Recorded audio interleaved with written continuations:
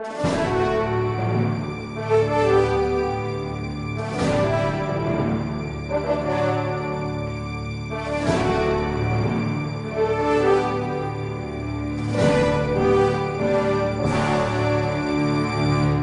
Resposta Católica de hoje, queremos responder a pergunta de uma das nossas alunas a respeito do domingo. Como é que nós podemos guardar o domingo? A pergunta é a seguinte. Ela leu num catecismo antigo que no domingo é proibido o trabalho braçal apenas. Afinal, que tipos de trabalho são proibidos nos dias santos? Além de faltar à Santa Missa, quais pecados graves contra o terceiro mandamento? Bom, a respeito do terceiro mandamento, nós temos alguns cânones do Código de Direito Canônico que explicitam essa situação. É evidente que todos os domingos são dia santo de guarda. Nós precisamos ir à missa e precisamos também nos abster do trabalho. Já eu comento com relação à abstenção do trabalho. Mas existem outros dias que são dias de preceito, dias santos de guarda. O Código de Direito Canônico faz uma lista de 10 dias santos de guarda ao longo do ano. Aqui no Brasil, vários desses dias são transferidos para o domingo, mas exatamente são 5. Sobram outros 5. Um deles foi abolido como dia santo de guarda, que é a festa de São José, dia 19 de março, que permanece como festa, mas não é dia santo de guarda. E os outros 4 dias santos que devemos observar. O Natal do Senhor, a festa da Mãe de Deus, 1º de janeiro, depois a Imaculada Conceição e Corpus Christi. Esses são os 4 dias santos de guarda que são vigentes no Brasil fora do domingo.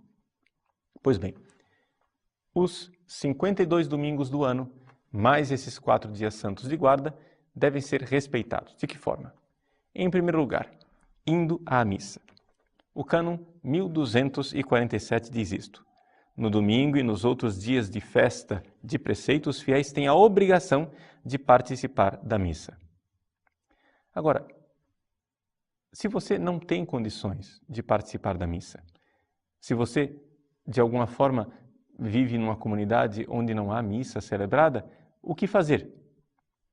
Existe a celebração da palavra, com possivelmente a distribuição da comunhão eucarística. Você é obrigado a ir a ela? O cânon responde, cânon 1248. Satisfaz ao preceito de participar da missa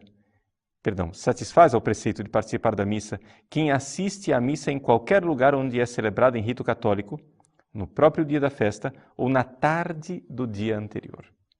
Muito bem. Feito isso. Parágrafo 2º.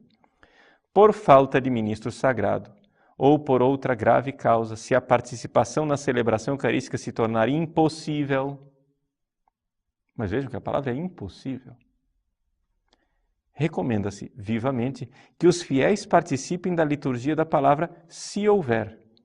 Mas é uma recomendação. Isso quer dizer, se não há missa, há uma recomendação de que se vá à celebração, mas não há obrigação. Se houver na igreja paroquial ou em outro lugar sagrado, celebrada de acordo com as prescrições do bispo diocesano. E se eu não for? O que é que eu faço? Existe uma outra opção. Se dediquem à oração por tempo conveniente, pessoal ou em família, ou em grupos de família de acordo com a oportunidade. Então, essa é a primeira coisa. Para guardar o domingo e as festas, nós precisamos ir à missa. A obrigação é de missa. Portanto, devemos fazer um esforço de ir à missa.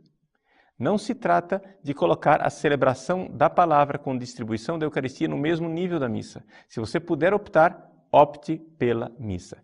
Eu sei que por aí se diz muito que a missa e a celebração da palavra estão no mesmo nível, que você pode participar, mas não é isso que diz a Igreja no Código de Direito Canônico. E nós não vamos inventar uma igreja nova, não é verdade? Pois bem. Segunda coisa que se faz para guardar o domingo e as festas é o repouso. Com relação ao repouso, então, voltamos ao cânon 1247 que nós já tínhamos lido.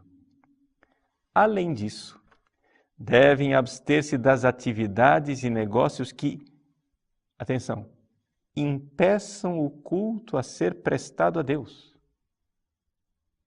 Então, se você tem trabalhos que impedem que você vá à missa, impedem que você viva aquele domingo como dia santificado e tempo da graça. E não somente impedem a alegria própria do dia do Senhor e o devido descanso da mente e do corpo.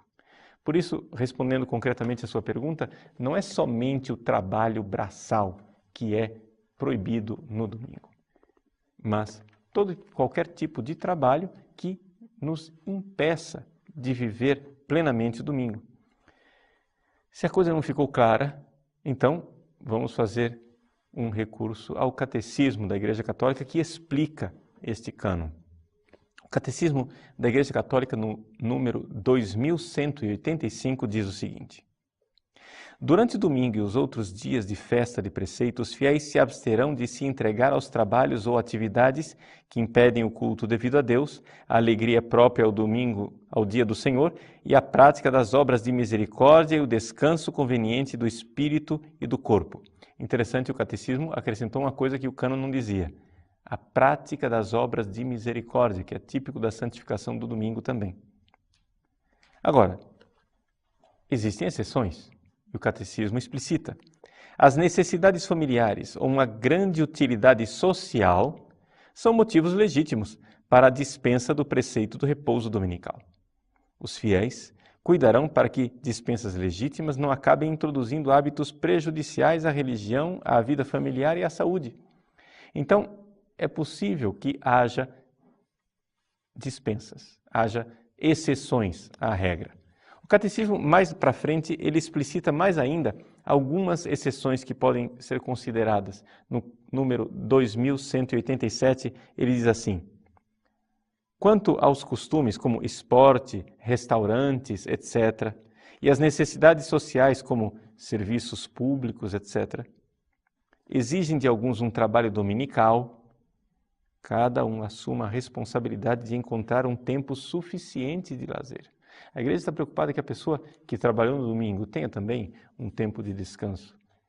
Mas isso também é garantido pela justiça trabalhista, não é verdade?